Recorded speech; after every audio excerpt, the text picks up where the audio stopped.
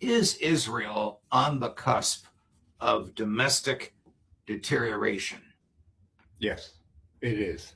It is on the cusp of quite serious deterioration and potentially even more serious deterioration. First of all, because Netanyahu is in trouble. All his plans and his promises to the electorate have failed to materialize. They know that. They feel that. And so, as it stands, he's always been a wily fox, a survivor politically, but now he really is in trouble. He's ill, but he's deeply in trouble, and he's trying to get through this period. And the way he's trying to get through it is to lay the basis, to lay the grounds for either canceling elections, or if there are elections, to be able to deny if you like, a change of government, to be able to insist that it should be the change of the government. So the Likud, if what they call the Supreme Court, it's the Supreme Court for the Likud party, not for the government as a whole, have agreed that if there is security concerns, if there is an escalation in the conflict with Iran, then elections can be cancelled by Netanyahu. And in the interim, it is agreed in the circumstances, instead of holding primaries for candidates for these elections, Netanyahu will appoint them all.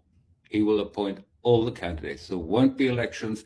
He will appoint all of them. This has been a tough battle in the Likud, and he has got it. He will be the one to appoint them. And what he will appoint will be not far right, because the far right will damage his electoral prospects. It will be the more moderate candidates that he will post.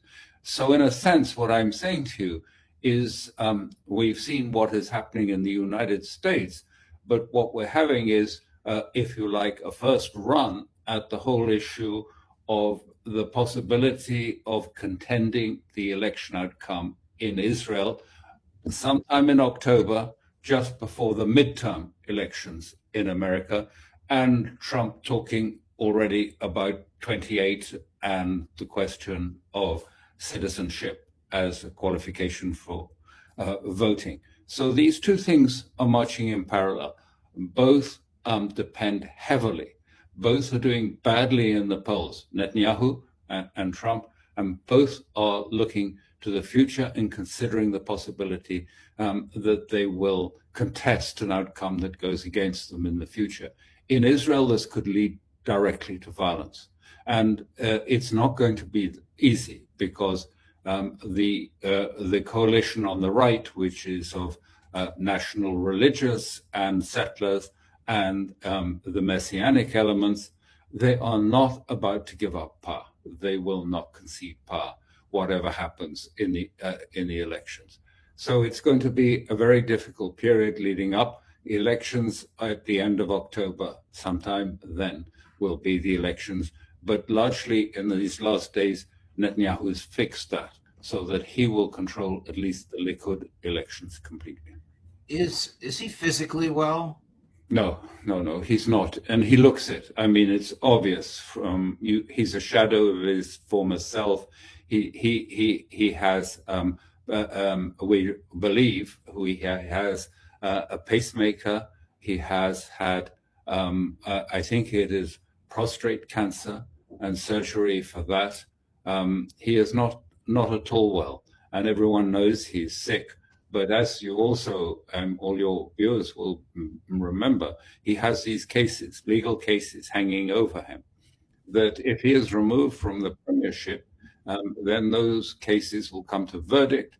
And most legal experts suggest that those verdicts will be guilty and that he would go to prison and failing pardon by the president, or failing the elimination of these cases against him, which he's been seeking but has not achieved.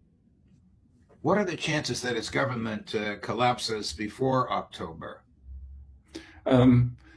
They could do, but at the moment, the Iranians have not been taking any military action into Israel.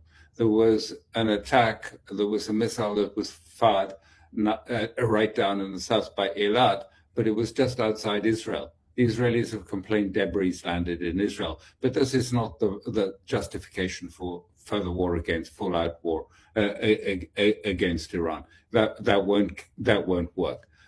So the Israelis are not, if you like, giving the pretext by attacking inside Israel. How long that will last, we have to wait and see.